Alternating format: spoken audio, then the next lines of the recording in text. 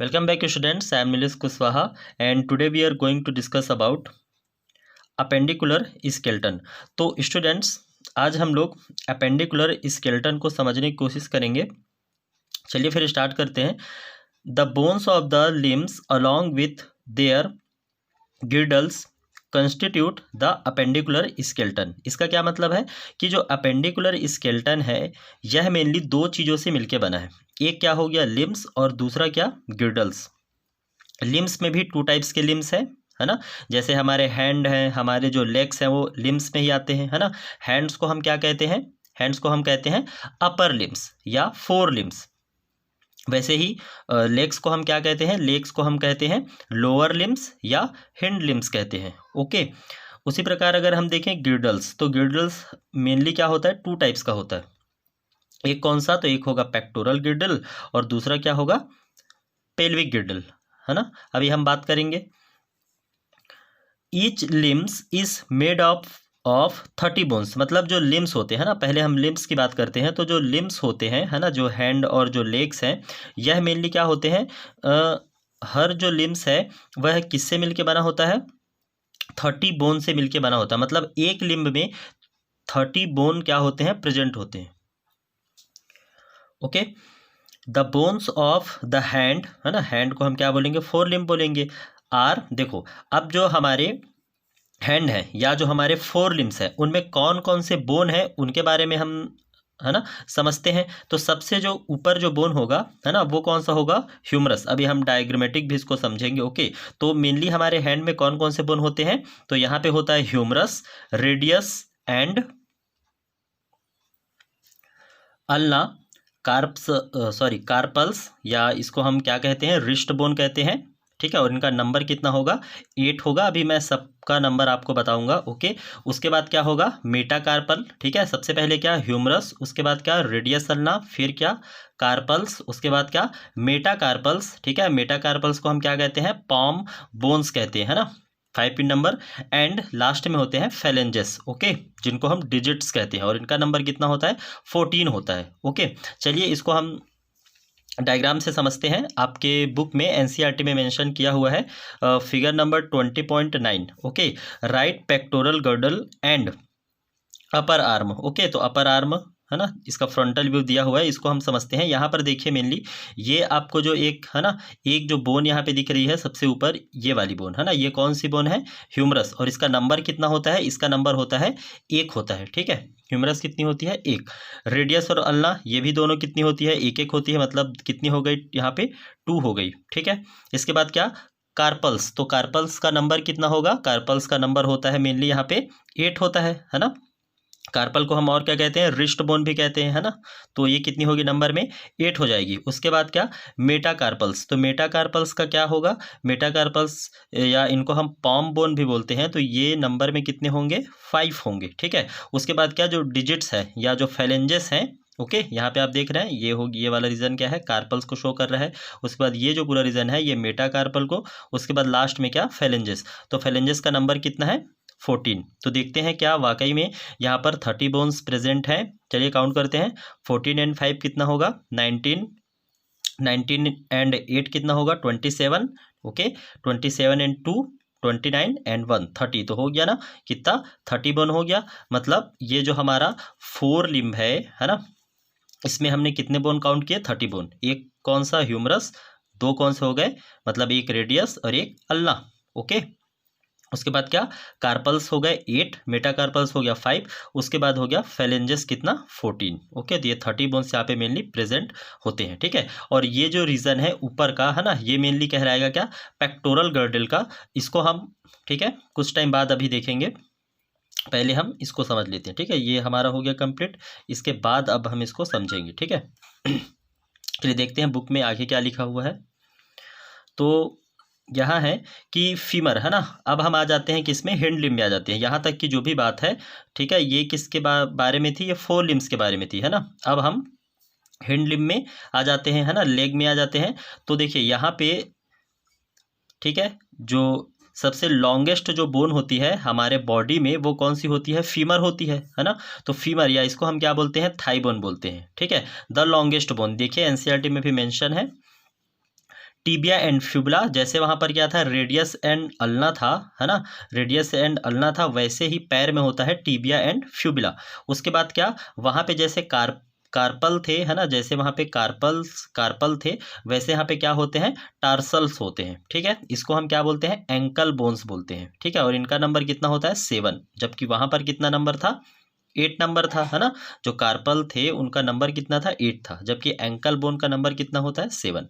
उसके बाद क्या, मेटा टार्सल। ठीक है, वहाँ पे कार्पल था तो वो मेटा कार्पल हुआ था, यहाँ पे टार्सल है तो क्या हो जाएगा, मेटा टार्सल हो जाएगा। ओके, तो इनका नंबर कितना होगा, 5 इन नंबर। एंड फेलेंजेस, जो डिजिट्स है ना हम कहें, या इनको हम क्या कहेंगे, टोस की जो बोन है ना, टोस बोन हम इनको कह सकते हैं, तो ये कितने होते हैं, 14 इन नंबर में होते हैं। Are the bones of the legs, या इनको लेग्स को हम, लेग को हम क्या कहते हैं, हैंड लिम्ब भी बोलते हैं, है ना, मैंने बताया था। ओके, चलिए यहाँ तक पहले समझते हैं। तो देखिए यहाँ पर देखिए हिंड लिम्ब का डायग्राम आपके एनसीईआरटी में मेंशन है 20.10, right pelvic girdle and lower limbs bone. Okay, frontal view. यहाँ पर देखिए आपको एक क्या दिखाई दे रहा है, ये फीमर या थाई बोन, इसका नंबर कितना होता है, 1 होता है, मैंने बताया इसका नंबर कितना होगा, 1। उसके बाद ठीक है, इसको अभी हम छोड़ते हैं, आगे बढ़ते हैं। फीमर के बाद क्या है, टिबिया एंड फ्यूबुला। टिबिया एंड फ्यूबुला कितने होंगे, 1-1 होंगे नंबर में। टार्सल्स का नंबर मैंने बताया है ना, टार्सल का नंबर कितना होगा, यहाँ पे 7 होता है। मेटाटार्सल्स का नंबर क्या होगा, तो मेटाटार्सल का नंबर होगा यहाँ पे 5। ओके, और फेलेंजेस का नंबर कितना होगा, ये होगा 14। ओके, इतना देखिए मिली क्या होता है, जैसे वहाँ पर एक चीज़ को आपको समझना है ना, जैसे वहाँ पर ह्यूमरस था, है ना, एक सिंगल बोन था, वैसे यहाँ पर क्या है, फीमर हो गया। जैसे वहाँ पर क्या थे, रेडियस एंड अल्ना थे, वैसे यहाँ पर क्या हो गया, टिबिया एंड फ्यूबुला। 2 बोन यहाँ पे, जैसे वहाँ पे रेडियस एंड अल्ना 2 बोन, वैसे यहाँ पे टिबिया एंड फ्यूबुला। ठीक है, उसके बाद जैसे वहाँ पे क्या थे, कार्पल एंड मेटाकार्पल। ओके, तो वैसे ही यहाँ पे क्या है, टार्सल एंड मेटाटार्सल। ओके, और फिर फेलेंजेस में भी 14 बोन, यहाँ पर भी फेलेंजेस में भी 14 बोन। इन सबको अगर आप काउंट करें तो ये होगा 29 बोन। इसको आप काउंट करके देखेंगे। अब यहाँ पर एक जो बोन बच गया वो है कौन सा, पटेला। पटेला कौन सा बोन होता है, तो जो नी कैप होता है ना, ये जो नी कैप होता है, इस नी कैप को हम क्या कहते हैं, इसको हम कहते हैं पटेला। तो एक बोन ये हो गया पटेला का। तो यहाँ पे कितने बोन हो गए, 21 + 1 इज इक्वल टू कितना हो जाएगा, 30। तो 30 बोन देखिए हमारे हैंड लिम्ब में भी होगा, और 30 बोन ही हमारे किस में होगा, हमारे 4 लिम्ब में भी होता है। ठीक है, क्लियर। देखिए इसी चीज़ को मेंशन भी किया हुआ है एनसीईआरटी में, एक cup shaped bone called patella cover the knee ventrally. Okay, इसको हम क्या बोलेंगे, नी कैप बोलते हैं, है ना, इसके बारे में अभी हमने देखा। चलिए अब हम समझते हैं पेक्टोरल एंड पेल्विक गर्डल को। ओके,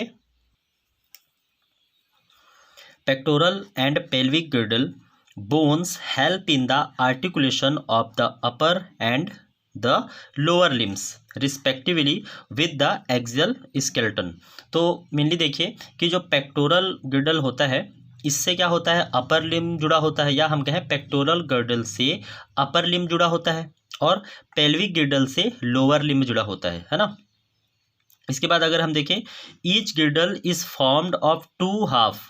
ओके, और जो ये गिर्डल्स होते हैं, है ना, जो पेक्टोरल गिर्डल हो गया और जो पेल्विक गिर्डल हो गया, तो हर गिर्डल में क्या होते हैं, 2 हाफ होते हैं। ओके, हर जो गिर्डल होते हैं, each गिर्डल is formed of 2 half, मतलब क्या होता है कि हर गिर्डल में 2 हाफ होते हैं। जैसे अगर आप इस डायग्राम में देखें तो देखिए ये एक हाफ को दिखा रहा है ना, एक साइड का दिया हुआ है, देखिए एक ह्यूमन बॉडी है, तो इसमें देखिए एक ही हाफ को दिखाया हुआ है। ऐसे ही अगर ये पूरी ह्यूमन बॉडी होती तो दूसरा हाफ कहाँ पे होता, इस साइड पे होता, इस वाले रीजन में होता, है ना। मतलब क्या होता है कि एक जो गर्डल है, एक जो पेक्टोरल या जो पेल्विक गर्डल है, इनमें क्या होता है, मेनली ये 2 हाफ है ना प्रेजेंट होते हैं। ये एक हाफ हो गया और दूसरा हाफ इधर होगा इस साइड पे। ठीक है, तो 2 हाफ इसमें होते हैं, इसी बात को लिखा हुआ है। Okay, each half of pectoral girdle okay consist of A clavicle and a scapula. अब देखिए कि यहाँ पर मेनली देखिए आप पेक्टोरल गर्डल की बात ये कर रहा है कि अब किसकी बात हम करेंगे, पेक्टोरल गर्डल की, है ना। पहले हम पेक्टोरल गर्डल को हम समझेंगे, उसके बाद हम पेल्विक गर्डल को बाद में समझेंगे। ठीक है, तो पेक्टोरल गर्डल में क्या बोल रहा है ये कि each half of pectoral गडल consist of A clavicle and a scapula. मतलब जो पेक्टोरल गडल होता है यहाँ पर मेनली कितने बोन होते हैं, 2 बोन होते हैं, ठीक है। मतलब पेक्टोरल गडल के एक हाफ में, ये पेक्टोरल गडल का एक हाफ है ना, ऐसे एक और हाफ इधर होगा, अभी हम देखें तो एक हाफ में ईच जो इसके हाफ हैं, तो ईच हाफ में क्या होते हैं, मेनली 2 बोन होता है। तो ये देखिए, ये जो ऊपर एक बोन आपको दिख रहा है ये क्या है, क्लेविकल है, और इधर जो दिख रहा है इधर है ना पीछे, ये वाला जो बोन आपको दिखाई दे रहा है ये क्या है, स्कैपुला। तो स्कैपुला एंड क्लेविकल से मिलके इसके ईच हाफ क्या होते हैं, बने हुए होते हैं, ठीक है। स्कैपुला क्या है पहले देखते हैं। Scapula is a large triangular flat bone situated in the dorsal part of the thorax between the second and the 7th ribs. Okay, मतलब क्या कि जो स्कैपुला है ना, जो स्कैपुला है इसका एक्सटेंशन है ना, इस स्कैपुला का जो एक्सटेंशन है यह हमको सेकेंड एंड 7th रिब के बीच में है ना, या जो हम कहें सेकेंड जो रिब्स होता है एंड 7th रिब्स होता है, उन दोनों के बीच इसका एक्सटेंशन देखने को मिलता है। और यह जो स्कैपुला है यह एक लार्ज ट्राइएंगुलर फ्लैट बोन होती है, ठीक है, और जो डॉर्सल पार्ट में प्रेजेंट होती है किसके, थोरेक्स के, ऑफ द थोरेक्स, ठीक है। और ये तो हमने देखा कि सेकेंड एंड 7th रिब्स के बीच है ना एक्सटेंड होती है, मतलब इसका एक्सटेंशन हमको सेकेंड एंड 7th रिब्स के बीच देखने को मिलता है, ठीक है यहाँ तक। The dorsal flat triangular body of scapula has a slightly elevated ridge called the spine which projects as a flat expanded process called the acromion। ये बहुत इंपॉर्टेंट है, इसको आप समझिए कि होता क्या है। देखिए होता क्या है कि एक हिस्सा जो स्कैपुला है ना, चलिए डायग्राम से हम समझते हैं, स्कैपुला के बारे में हम पढ़ रहे हैं। ओके, तो ये जो स्कैपुला का एक हिस्सा, ओके, स्कैपुला का एक हिस्सा, ठीक है, स्कैपुला से बाहर की ओर निकला हुआ होता है ना। स्कैपुला से एक जो हिस्सा होता है यह क्या होता है, बाहर की ओर। जैसे आप यहाँ पर देख रहे हैं कि स्कैपुला का एक हिस्सा क्या है, देखिए बाहर की ओर निकला हुआ है या उभरा हुआ होता है, हम कह सकते हैं। इस हिस्से को हम क्या कहते हैं, एक्रोमियन कहते हैं, है ना, मैंने लिख भी रखा हुआ है, देखिए एक्रोमियन कहते हैं इस हिस्से को हम। और मेनली होता क्या है कि एक्रोमियन से ही, है ना, इसी एक्रोमियन से ही क्लेविकल जुड़ता है। मतलब देखिए ये वाला जो हिस्सा है, ये देखिए ऊपर जो बोन है क्या है, क्लेविकल है, ये स्कैपुला था। स्कैपुला से एक जो हिस्सा है यह क्या है, बाहर की ओर निकला हुआ है ना, ये देखिए निकला हुआ हिस्सा है, इसको हमने क्या बोला, एक्रोमियन बोला। तो ये जो एक्रोमियन है इसी से, है ना, ये देखिए क्लेविकल आके जुड़ा हुआ है।